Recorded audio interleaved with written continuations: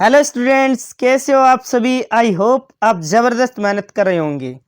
प्यारे बच्चों, आज मैं आपके लिए लेकर आया हूँ शेखावाटी मिशन 100 का अध्याय 13 नाभिक।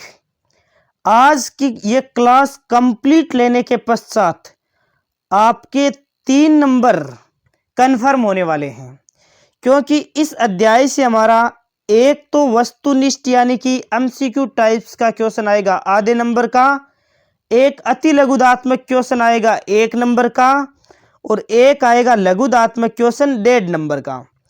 इस प्रकार ये कंप्लीट टॉपिक आपके 3 नंबर का होने वाला है, और ये कंप्लीट क्लास लेने के पश्चात आपके 3 नंबर कन्फर्म हो जाएंगे। इसीलिए आपको इस लेक्चर को कंप्लीट देखना है, क्योंकि मेरा उद्देश्य आपको कम समय में पूरा चैप्टर अच्छी तरीके से रिवाइज करवाना और इसके साथ ही इससे जुड़े हुए कंसेप्ट भी आपको साथ के साथ बताना उद्देश्य है। प्यारे बच्चों, रेस स्टार्ट तो सभी एक साथ करते हैं, लेकिन विनर वही होता है जो लास्ट राउंड में सबसे आगे होता है। तो आपको इस क्लास को कंप्लीट देखना है, स्टार्टिंग से लेकर एंड तक।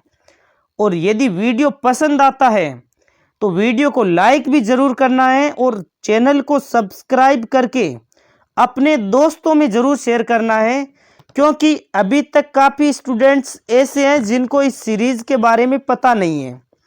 तो आपका ये कर्तव्य है कि आप इस चैनल को पूरा सपोर्ट करें, अपने दोस्तों को बताएं इस सीरीज़ के बारे में, ताकि वो भी एग्ज़ाम में अच्छे मार्क्स लेकर आ पाए।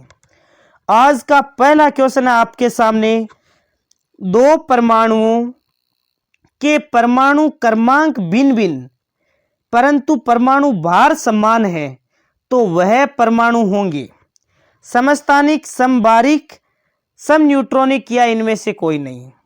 तो ध्यान रखना प्यारे बच्चों, यदि परमाणु क्रमांक भिन्न भिन्न है और परमाणु भार समान है, यदि परमाणु भार समान है इसका मतलब है समबारिक होंगे।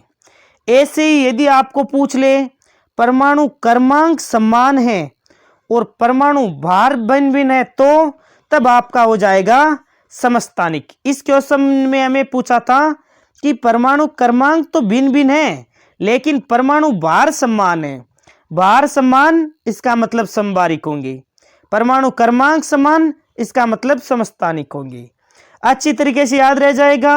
क्वेश्चन नंबर 2, क्वेश्चन नंबर 2 में हमसे पूछा गया है कि सबसे भारी स्थायी तत्व कौन सा है। तो सबसे भारी स्थायी तत्व होता है ऑप्शन ए, लेड यानी कि पीबी। क्वेश्चन नंबर 3 आपके सामने है। क्वेश्चन नंबर 3 में पूछा गया है निम्नलिखित में से समन्यूट्रॉनिक युग्म है। तो ध्यान रखना, इसके साथ में सारे के सारे आपको कंसेप्ट बता देता हूं, क्योंकि वही क्वेश्चन बार बार रिवाइज होंगे।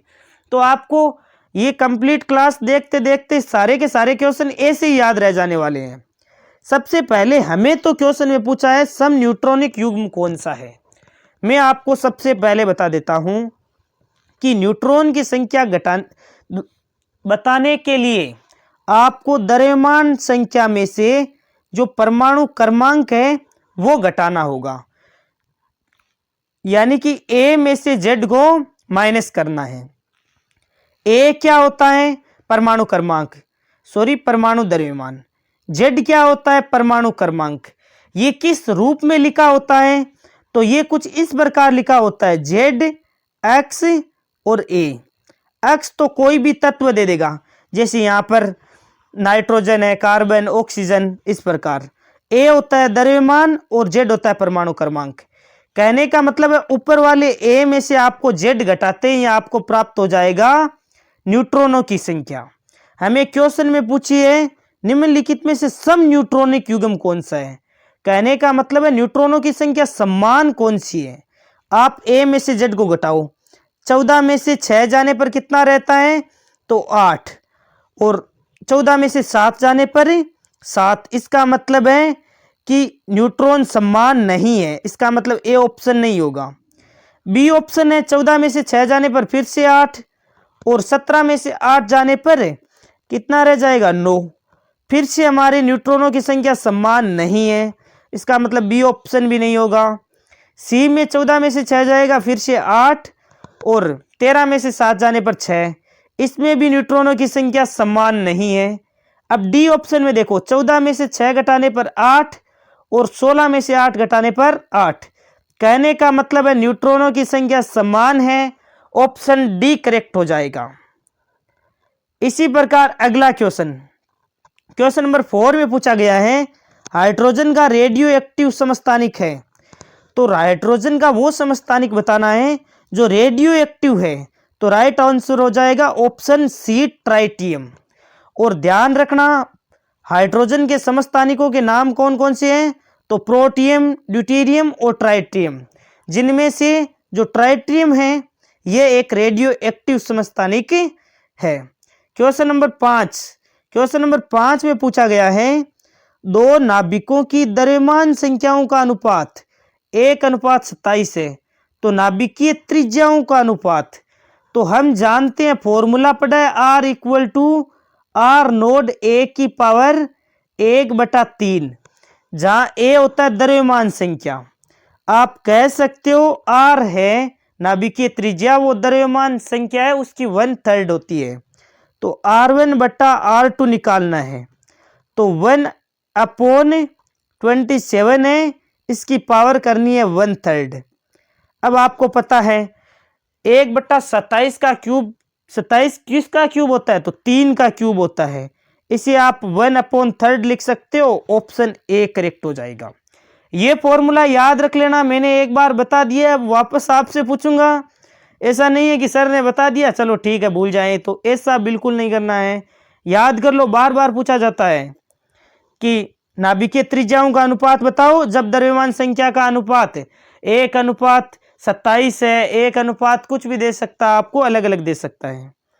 ऐसे ही क्वेश्चन नंबर 6 आपके सामने, नाभिकीय बल की प्रकृति होती है, तो नाभिकीय बल की प्रकृति विद्युतीय होती है, चुंबकीय या गुरुत्वीय, तो नाभिकीय बल की प्रवृत्ति न तो विद्युतीय होती है, न ही चुंबकीय होती है, न ही गुरुत्वीय होती है, इनमें से कोई नहीं, ऑप्शन डी हो जाएगा।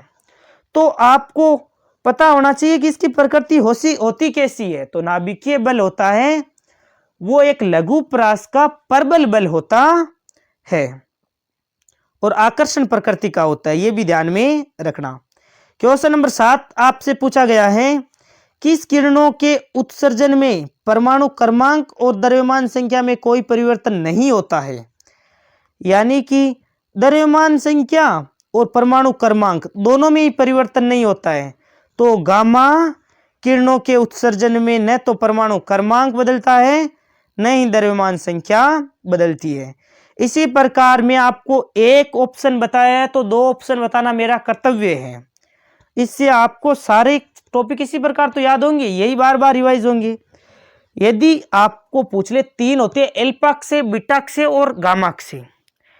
एल्फा से में क्या होता है, एल्फा से होता है तो परमाणु क्रमांक में तो कर देते हैं हम, जैसे इस प्रकार लिखते हैं ना ZXA, तत्व को इस फॉर्म में लिखा होता है। एल्फा से होता है तो परमाणु क्रमांक में 2 की कमी और परमाणु क्रमांक जो द्रव्यमान संख्या है उसमें 4 की कमी कर देते हैं। बीटा से होता है तो बीटा माइनस और बीटा प्लस के लिए, इनमें बीटा से जब भी होगा तो द्रव्यमान संख्या ए तो नो चेंज रहेगी, ये तो बदलेगी नहीं, केवल परमाणु क्रमांक है, बीटा माइनस होगा तो 1 जोड़ देंगे, बीटा प्लस होगा तो 1 माइनस कर देंगे, तो ये इस प्रकार होता है। तीसरा होता है एल्फा से पढ़ा हमने, बीटा से पढ़ा गामा से। गामा से में क्या होता है, न तो द्रव्यमान संख्या चेंज होती है और न ही परमाणु क्रमांक, तो नो चेंज रहते हैं दोनों के दोनों, तो हमारा ऑप्शन हो जाएगा ऑप्शन सी करेक्ट। गामा किरणों के लिए ऐसा होता है, न तो द्रव्यमान संख्या बदलती है न ही परमाणु क्रमांक। क्वेश्चन नंबर 8 में है, विद्युत या चुंबकीय क्षेत्र निम्नलिखित में से त्वरित नहीं करता है। विद्युत या चुंबकीय क्षेत्र निम्न में से किसे त्वरित नहीं करता है, तो न्यूट्रॉनों को त्वरित नहीं करता है। इसी प्रकार क्वेश्चन नंबर 9 में आपसे पूछा गया है निम्नलिखित युग्मों में से कौन समभारिक युग्म है। तो ये क्वेश्चन मैं आपसे पूछूंगा, क्योंकि मैंने सबसे पहले ही बता दिया था कि बिल्कुल ध्यान से सुनना है। मैं वापस क्वेश्चन पूछूंगा। समभारिक पूछा है, क्या पूछा है? समभारिक। तो समभारिक क्या होता है? जिसका परमाणु द्रव्यमान संख्या समान होता है, जिसका परमाणु भार समान होता है। तो भार होता कौन सा है? तत्व ZXA। तो ए तो होता है परमाणु क्रमांक, प्रोटॉनों की संख्या या इलेक्ट्रॉनों की संख्या। ए होता है द्रव्यमान संख्या, यानी ये ऊपर वाली संख्या समान होनी चाहिए। जिस समूह में ये ऊपर वाली संख्या द्रव्यमान संख्या समान है वही ऑप्शन करेक्ट हो जाएगा। क्या ए में है क्या 1 और 2? ये तो नहीं है ऊपर वाली संख्या समान। बी में भी नहीं है, 2 और 3 दे रखा है। सी में 12 13 दे रखा है, ये भी नहीं है। डी में देखो 30 और 30, परमाणु द्रव्यमान संख्या समान है, तो ये समभारिक है। ऑप्शन डी करेक्ट हो जाएगा। इसी प्रकार क्वेश्चन नंबर 10 आपके सामने है। प्यारे बच्चों, यदि आपको ये सीरीज पसंद आई है तो वीडियो को लाइक और चैनल को जरूर सब्सक्राइब करें, क्योंकि अभी आप जब इस चैनल को पूरा सपोर्ट करोगे तभी हमारी फैमिली है वो बड़ी हो पाएगी। यदि आपने यहाँ तक कंप्लीट वीडियो देखा है, इसका मतलब जरूर आप पढ़ने वाले स्टूडेंट्स हो और आपकी मेहनत जरूर आपकी एक दिन रंग लेकर आएगी। क्वेश्चन नंबर 10 आपके सामने है, नाभिकीय घनत्व का क्रम होता है। तो ऑप्शन बी करेक्ट होगा, 10 की पावर 17 किलोग्राम पर मीटर। ध्यान में रखना। क्वेश्चन नंबर 11 में पूछा है नाभिकीय घनत्व की कोटि कितनी होती है। तो नाभिकीय घनत्व की कोटि होती है 10 की पावर 17, जो हमने अभी देखा था। अब आता है क्वेश्चन नंबर 20। क्वेश्चन नंबर 20 में पूछा गया है गामा किरणों की उच्च भेदन शक्ति का कारण है। ध्यान रखना। अब एक और नया कंसेप्ट आपको बता देता हूं मैं, वो भी बार बार भरपूर क्वेश्चन पूछे जाएंगे। एक ही कंसेप्ट से कितने भी क्वेश्चन बना सकता है। इसमें पूछा है गामा किरणों की उच्च भेदन शक्ति का कारण क्या है। तो राइट आंसर होगा कम तरंग दैर्ध्य। ये तो हमारा क्वेश्चन का आंसर हो गया। हमें करना है क्वेश्चन का पूरी तरह से डिटेल सॉल्यूशन कि गामा किरणों का तरंग दैर्ध्य कम होता है, ये हमें पता चल गया। एक क्वेश्चन ध्यान में रखना, गामा किरणों की आवृत्ति।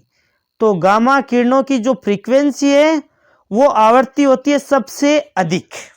दूसरा क्वेश्चन आपको समझ में आ गया कि गामा किरणों की आवृत्ति क्या होती है? अधिक होती है। और गामा किरणों की तरंग दैर्ध्य क्या होती है? सबसे कम। दोनों क्वेश्चन आपको ध्यान में रखना है। इसी प्रकार क्वेश्चन नंबर 13 आपसे पूछा गया है कि निम्नलिखित में कौन विद्युत चुंबकीय तरंग वाले गुण का है, यानी कि किन में विद्युत चुंबकीय तरंगों का गुण पाया जाता है। तो ऑप्शन सी गामा किरणें कैसी होती है? गामा किरणें होती है विद्युत चुंबकीय तरंगों का गुण रखने वाली किरणें। अब आप बताओ मेरे को, गामा किरणों की आवृत्ति तो फ्रीक्वेंसी होती है अधिक, गामा किरणों का तरंग दैर्ध्य क्या होता है? तो तरंग दैर्ध्य होता है सबसे कम, आवृत्ति होती है सबसे अधिक, और इनमें विद्युत चुंबकीय तरंगों का गुण होता है। तीनों ध्यान में रख लेना। अगला क्वेश्चन है क्वेश्चन नंबर 14। गामा किरणों का होता है शून्य आवेश और शून्य द्रव्यमान, या बी ऑप्शन पूछा है एकांक धन आवेश और शून्य द्रव्यमान। तो कहने का मतलब आपको ध्यान में रखना है गामा किरणों का शून्य ही आवेश होता है और शून्य ही द्रव्यमान होता है। अब देखो गामा किरणों से संबंधित कितने क्वेश्चन इकट्ठे हो गए। आप बताओ, पहला गामा किरणों की तरंग दैर्ध्य क्या होती है? तो सबसे कम। गामा किरणों की आवर्ती फ्रीक्वेंसी क्या होती है? तो सबसे अधिक। गामा किरणों में विद्युत चुंबकीय तरंगों का गुण होता है। अगला क्वेश्चन है कि गामा किरणें हैं उन पर आवेश और द्रव्यमान कितना होता है? तो आवेश भी शून्य होता है, द्रव्यमान भी शून्य होता है, दोनों के दोनों शून्य होता है। Option A correct. अगला क्वेश्चन है निम्न विद्युत चुंबकीय तरंगों में किसका तरंग दैर्घ्य सबसे छोटा होता है? अब देखो गामा किरणों का तो तरंग दैर्घ्य क्या होता है, गामा किरणों की आवृत्ति सबसे अधिक और तरंग दैर्घ्य सबसे कम। क्वेश्चन बता दिया हमने डायरेक्ट। देखो गामा किरणों की आवृत्ति सबसे अधिक होती है और तरंग दैर्घ्य सबसे कम होता है। इनमें विद्युत चुंबकीय तरंगों का गुण होता है, साथ ही आवेश शून्य होता है और द्रव्यमान भी शून्य होता है। अब याद रहेगा या नहीं रहेगा? अगला क्वेश्चन, क्वेश्चन नंबर 16। बिल्कुल इस क्वेश्चन, इस जो हर एक के क्वेश्चन को आप आराम से पढ़िए, सारा का सारा चैप्टर आपका बिल्कुल इजी वे में, आसान तरीके से कॉन्फिडेंस आ जाएगा आपको। हर क्वेश्चन को देखते ही आप सोल्व कर दोगे यदि आप इस पूरी सीरीज को फॉलो करते हो तो। क्वेश्चन नंबर 16 है, जब कोई रेडियो सक्रिय तत्व कण उत्सर्जित करता है तो इसका द्रव्यमान संख्या, तो द्रव्यमान संख्या घटती है। जब भी कण उत्सर्जित करेगा तो द्रव्यमान संख्या क्या हो जाएगी? घटती है। और इसकी परमाणु संख्या भी घटती है। ऑप्शन बी करेक्ट हो जाएगा। क्वेश्चन नंबर 17 में आपसे पूछा है, बीटा किरणें विक्षेपित होती है, तो बीटा किरणें हैं किससे विक्षेपित होती है? तो चुंबकीय एवं विद्युत क्षेत्र दोनों में ही क्या होती है? विक्षेपित होती है। बीटा किरणें में विक्षेपित होती है, ऐसा हमारा क्वेश्चन था। तो चुंबकीय एवं विद्युत क्षेत्र दोनों में बीटा किरणें विक्षेपित होती है। अगला है, बीटा किरणें तेजी से चलने वाले होते हैं, तो बीटा किरणें तेजी से चलने वाले इलेक्ट्रॉन होते हैं, ध्यान रखना। इसके साथ ही मैं बता देता हूं, एक दो क्वेश्चन आप याद रखना।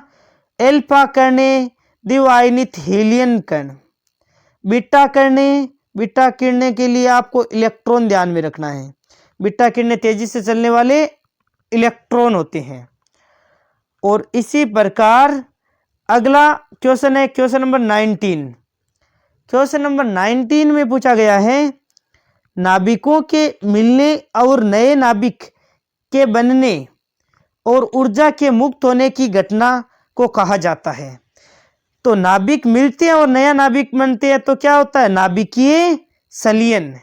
जब छोटे नाभिक मिलकर बड़े नाभिक का निर्माण करते हैं तो नाभिकीय संलयन हो गया। और यदि नाभिक टूटते हैं छोटे नाभिकों में तब वो होता है नाभिकीय विखंडन। कई बार है ना ऐसा भी पूछ लेता है, नाभिकीय संलयन किस में होता है? तो सूर्य तारों इन सब में जो ऊर्जा होती है नाभिकीय संलयन द्वारा। और परमाणु बम में, नाभिकीय बम में, ये किस पर होते हैं आधारित? तो नाभिकीय विखंडन पर आधारित होती है। क्वेश्चन नंबर 20 में पूछा गया है, प्रति न्यूक्लियन द्रव्यमान क्षति को कहा जाता है, तो पैकिंग फ्रैक्शन कहते हैं प्रति न्यूक्लियन द्रव्यमान क्षति को। क्वेश्चन नंबर 21 में पूछा गया है, निम्नलिखित में किसे कैंसर के उपचार में प्रयोग किया जाता है? तो ध्यान में रखना, CO60 कोबाल्ट 60 का प्रयोग कैंसर के उपचार में किया जाता है। क्वेश्चन नंबर 22 आपके सामने है, किसी परमाणु का नाभिक बना होता है, तो किसी परमाणु का नाभिक है वो प्रोटॉन और न्यूट्रॉन से मिलकर बना होता है। नाभिक में क्या होते हैं? अरे परमाणु है, उसके नाभिक में प्रोटॉन और न्यूट्रॉन स्थित होते हैं, इनसे मिलकर बना होता है। अगला क्वेश्चन है, परमाणु के नाभिक में प्रोटॉन एक साथ रह पाते हैं, तो ऑप्शन ए करेक्ट हो जाएगा, नाभिकीय बल के कारण। परमाणु में क्वेश्चन नंबर 24 आपके सामने है, एक एल्फा कण बना होता है। एल्फा कण है वो किससे मिलकर बना होता है? तो एक एल्फा कण में होते हैं 2 प्रोटॉन और 2 न्यूट्रॉन। याद रखना, एक एल्फा कण बना होता है 2 प्रोटॉन और न्यूट्रॉन से मिलकर बना होता है। क्वेश्चन नंबर 25 आपके सामने है, परमाणु क्रमांक है, तो परमाणु क्रमांक नाभिक में प्रोटॉनों की संख्या, जितनी प्रोटॉनों की संख्या होगा उतना का उतना ही परमाणु क्रमांक होगा। याद रह जाएगा ना। मैं एक बार फिर से आपसे ही पूछूंगा कि हम किस प्रकार लिखते हैं? ZX A की फॉर्म में तत्व को लिखते हैं। A द्रव्यमान संख्या है, Z परमाणु क्रमांक है। ए माइनस जेड क्या हो जाता है, तो ए माइनस जेड हो जाता है न्यूट्रॉनों की संख्या। तो याद रखना, पूछ लेता है कई बार एग्जाम में, न्यूट्रॉनों की संख्या पूछ लेता है, द्रव्यमान संख्या, परमाणु क्रमांक, और परमाणु क्रमांक जितना होगा उतना ही प्रोटोनों की संख्या होगी। Option C correct.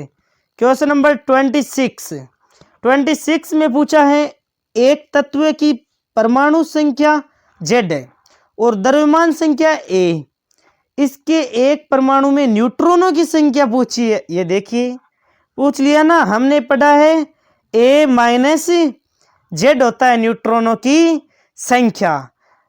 अब याद रहेगा आपको, बिल्कुल रिवाइज होते जाएंगे यही क्वेश्चन बार बार, तब आपको अच्छी तरीके से कॉन्फिडेंस आ जाएगा। क्वेश्चन नंबर 27 में पूछा गया है हीलियम परमाणु की सही रचना है। तो हीलियम परमाणु तो एल्फा कण द्विआयनित हीलियम कण होते हैं और बीटा कण क्या उत्सर्जित करते हैं, इलेक्ट्रॉन।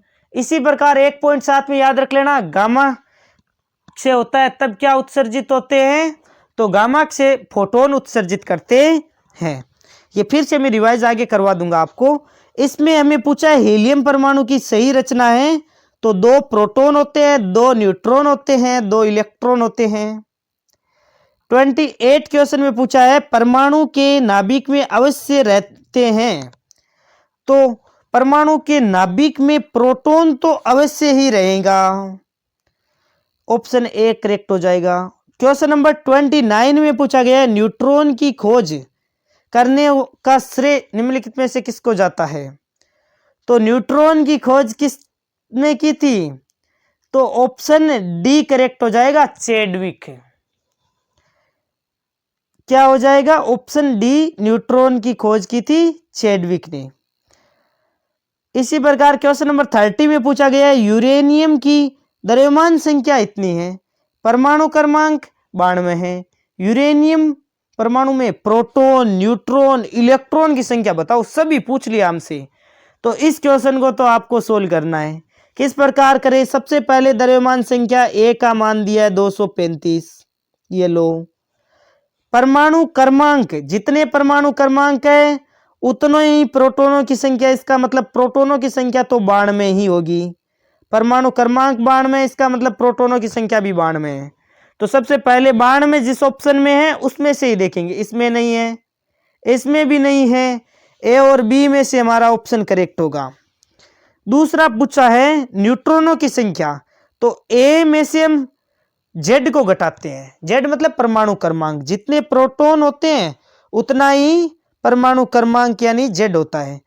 तो ए में से जेड को घटाओ, 235 में से 92 को घटाओगे तो कितना आ जाएगा, कितना आ जाएगा, 235 को 92 में से घटाओगे तो 143 आ जाएगा, 143, ऑप्शन ए करेक्ट हो जाएगा। इसी प्रकार इलेक्ट्रॉन, तो इलेक्ट्रॉन जितने प्रोटॉन होते हैं उतने ही इलेक्ट्रॉन होते हैं, तो 92 हो जाएंगे इलेक्ट्रॉन। ध्यान रख लेना एक बार फिर से, जितने प्रोटॉन होते हैं उतने ही परमाणु क्रमांक संख्या होगी, उतने ही इलेक्ट्रॉनों की संख्या होगी। न्यूट्रॉनों की संख्या होती है द्रव्यमान संख्या में से प्रोटॉनों की संख्या घटा देना, ए माइनस जेड। अगला क्वेश्चन नंबर 31 आपके सामने है। क्वेश्चन नंबर 31 में पूछा गया है निम्नलिखित में किसे विभाजित नहीं किया जा सकता है। तो प्रोटॉनों को विभाजित नहीं किया जा सकता। क्वेश्चन नंबर 32, क्वेश्चन नंबर 32 में पूछा गया है निम्नलिखित में कौन आवेश रहित कण है। तो ऑप्शन सी, प्रोटॉन है वो आवेश रहित कण होते हैं। इसी प्रकार क्वेश्चन नंबर 33 में पूछा गया है कि जिस प्रक्रिया द्वारा एक भारी नाभिक लगभग समान द्रव्यमान के 2 हल्के नाभिकों में विभक्त हो जाता है।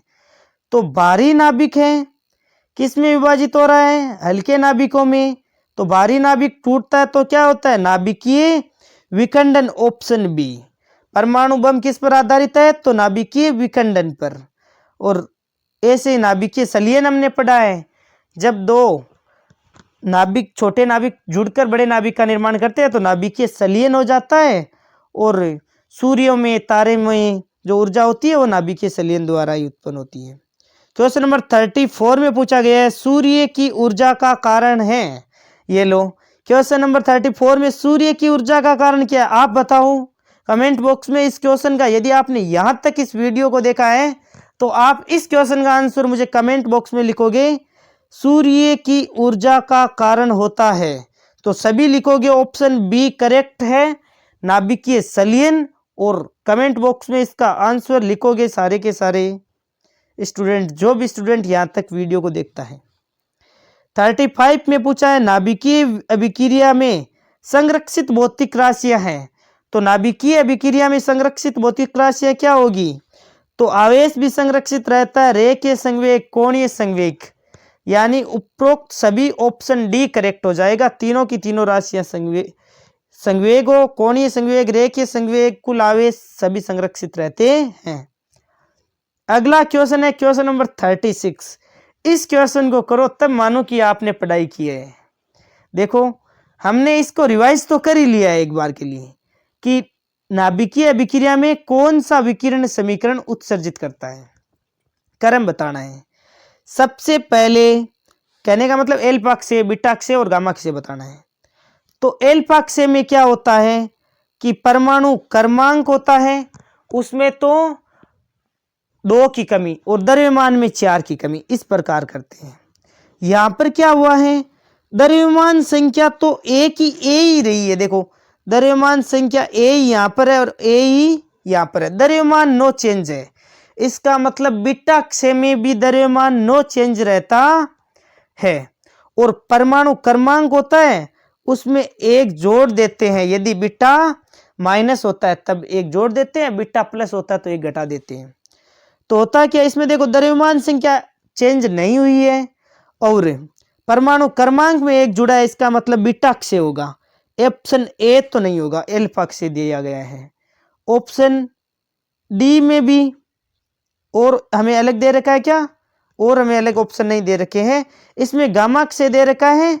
तो गामा अक्षय में क्या होता है मैं आपको बता दूं कि गामा अक्षय होता है उसमें न तो द्रव्यमान संख्या चेंज होती है न ही परमाणु क्रमांक चेंज होते हैं, दोनों सेम रहते हैं। यहां तो देखो द्रव्यमान संख्या तो चेंज है, सॉरी द्रव्यमान संख्या तो चेंज नहीं हुई है लेकिन परमाणु क्रमांक चेंज हुआ है, इसका मतलब गामा अक्षय भी नहीं होगा, पहला तो बीटा अक्षय ही होगा।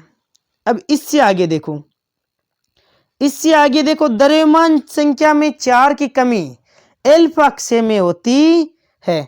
तो 1 नंबर तो बीटा अक्षय सही है, लेकिन 2 नंबर हमारा गामा अक्षय नहीं होगा, 2 नंबर हमारा होगा एल्फा अक्षय। और इससे आगे देखो गामा अक्षय को भी चेंज कर लेते हैं। जब भी गामा अक्षय होता है तो नो चेंज रहते हैं द्रव्यमान संख्या परमाणु क्रमांक। तो A-4 यहां पर A-4, Z-1, Z-1, option D correct हो जाएगा। इसी प्रकार क्वेश्चन नंबर 37 में पूछा गया है कि 1 AMU का द्रव्यमान ऊर्जा है। तो 1 AMU होता है 931 मेगा इलेक्ट्रॉन वोल्ट के तुल्य। क्वेश्चन नंबर 38, एल्फा अक्षय में द्रव्यमान संख्या में वृद्धि होने पर नाभिक से संबंधित कौन सी राशि अपरिवर्तित रहती है?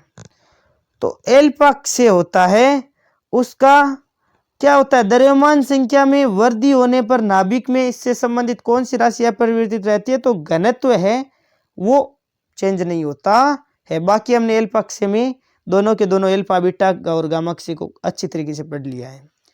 39 क्वेश्चन में पूछा गया है संगत प्राचल के अधिकतम मान के लिए एल्फा कण का प्रकीर्णन कोण।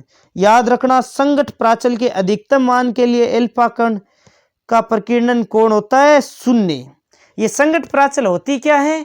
तो जो नाभिक होता है, नाभिक से एल्फा कण की जो लंबवत दूरी है उसे संगत प्राचल कहते हैं। आपने पढ़ा है जो कुछ कण होते हैं जो अधिक दूरी पर होते हैं नाभिक से, वो सीधे चले जाते हैं और जैसे जैसे नाभिक के निकट आते हैं वैसे वैसे विक्षेपण कोण का मान बढ़ता जाता है। इसी प्रकार अधिकतम संगत प्राचल के लिए अधिकतम दूरी के लिए कोण कितना होता है? तो 0 डिग्री। याद रहेगा बिल्कुल। इसी प्रकार क्वेश्चन नंबर 40 में पूछा गया है वे परमाणु जिनके परमाणु क्रमांक समान लेकिन द्रव्यमान संख्या भिन्न होती है कहलाते हैं।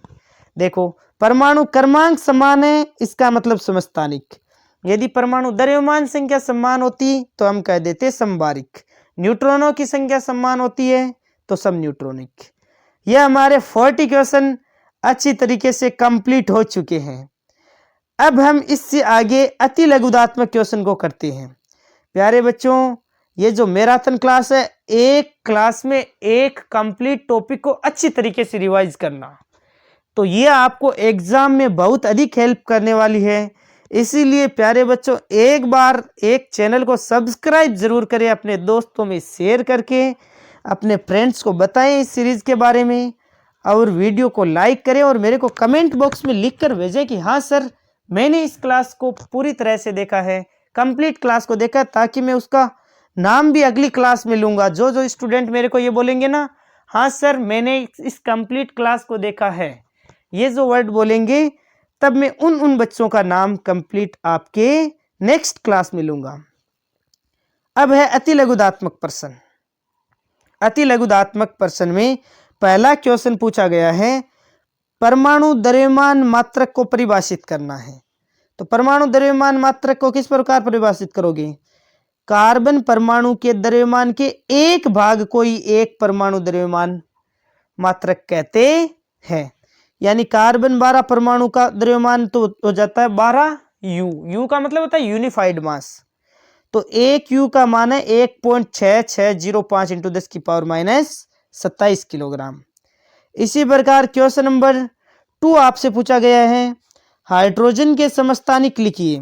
तो हाइड्रोजन के तीनों समस्थानिक आने चाहिए आपको, प्रोटियम, ड्यूटेरियम और ट्राइटियम, तीनों ध्यान में रखना। जिसमें से रेडियो एक्टिव कौन सा है?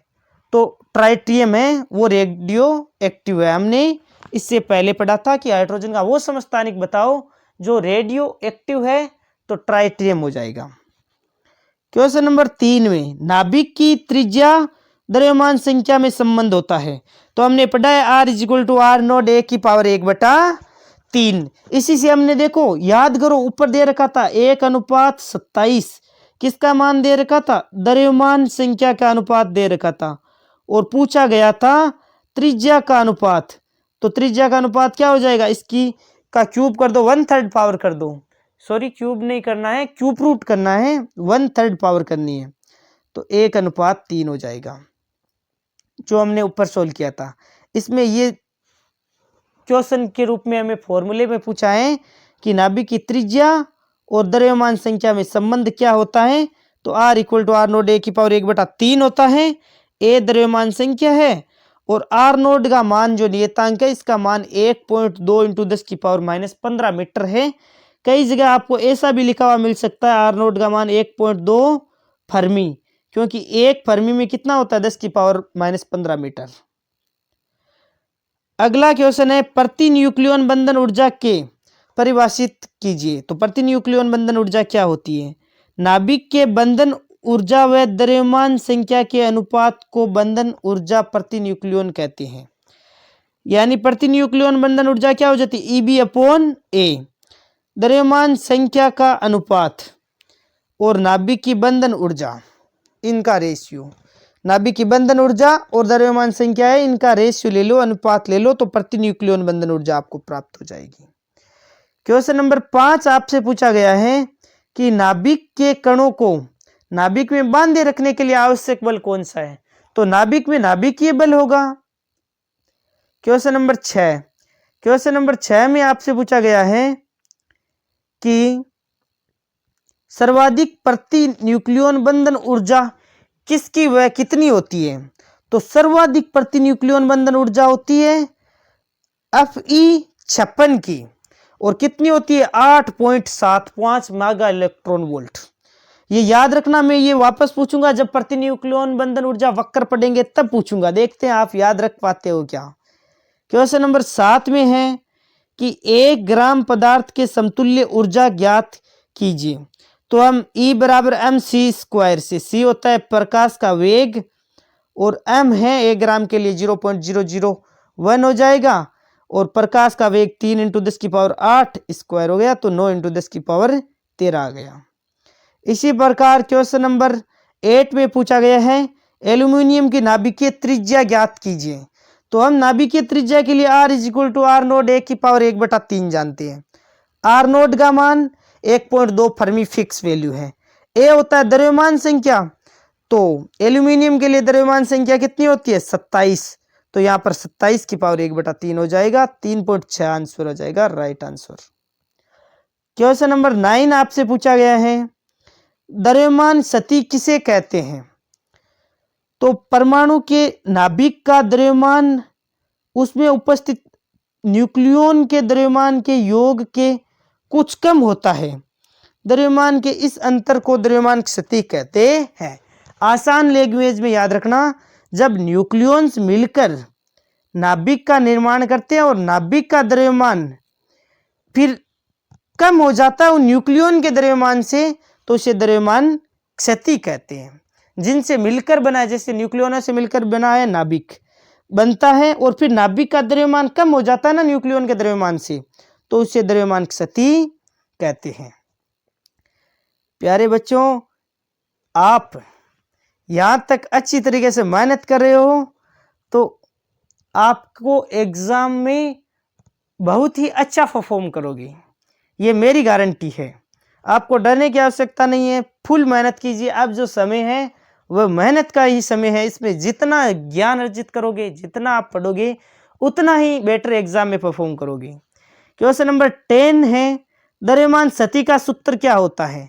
तो द्रव्यमान स्थिति का सूत्र होता है del M is equal to Z M P plus A minus Z into M N minus capital M. जहां ध्यान रखना, डेल एम का मतलब है द्रव्यमान स्थिति, कैपिटल एम का मतलब होता है नाभिक का द्रव्यमान, और एम पी का मतलब प्रोटॉनों का द्रव्यमान, एम एन का मतलब है न्यूट्रॉनों का द्रव्यमान।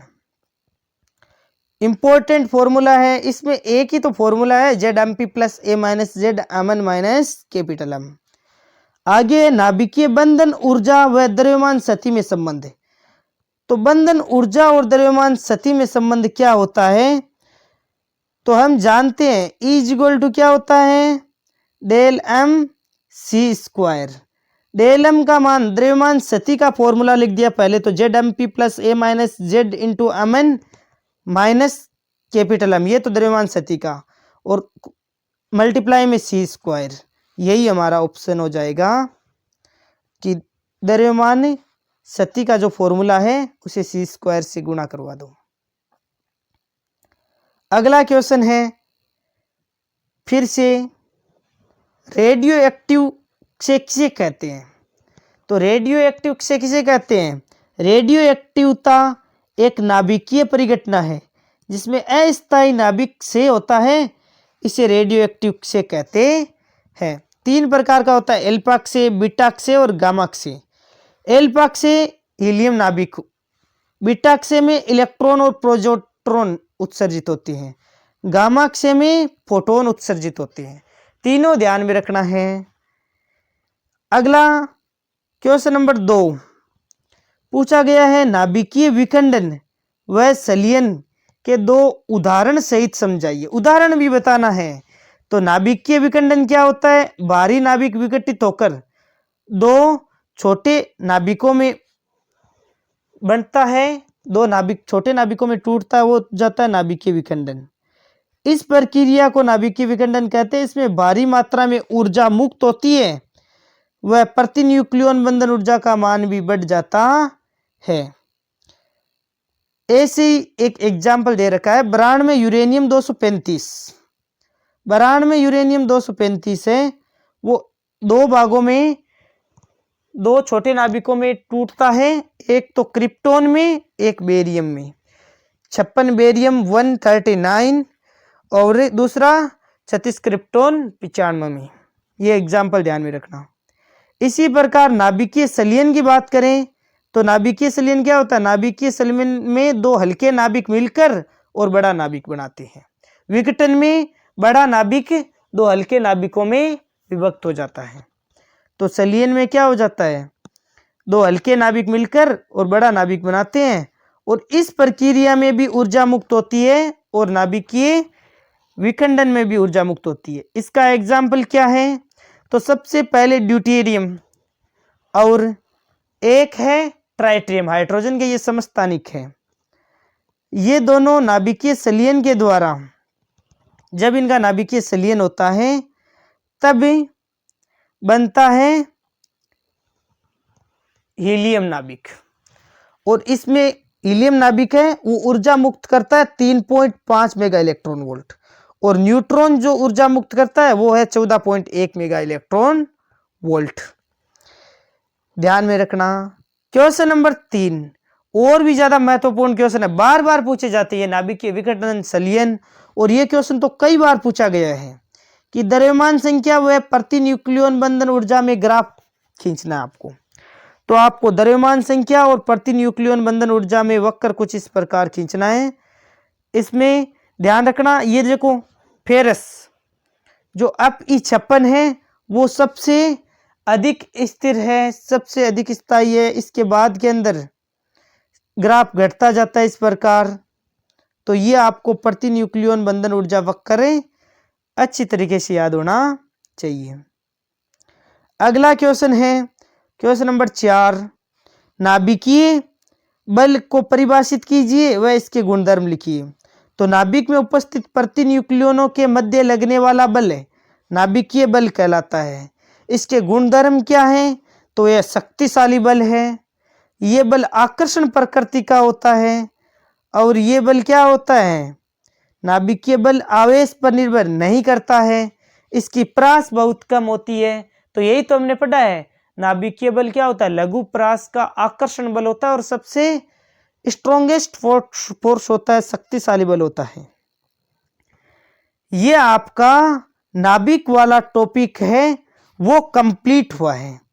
प्यारे बच्चों, यदि आपको ये मेहनत पसंद आई है और आपने कंप्लीट वीडियो को देखा है तो आप अपने दोस्तों में शेयर जरूर करें और चैनल को सब्सक्राइब करें। इस वीडियो के पश्चात 500 सब्सक्राइबर का हमारा जो टारगेट है उसे कंप्लीट करने में हेल्प जरूर करें। Thank you very much, for a nice day to all of you. Thank you प्यारे बच्चों, फुल मेहनत कीजिए बिना डरे, कोई आवश्यकता नहीं है डरने की। आप मेहनत कर रहे हैं तो जरूर आपको सफलता मिलने वाली है।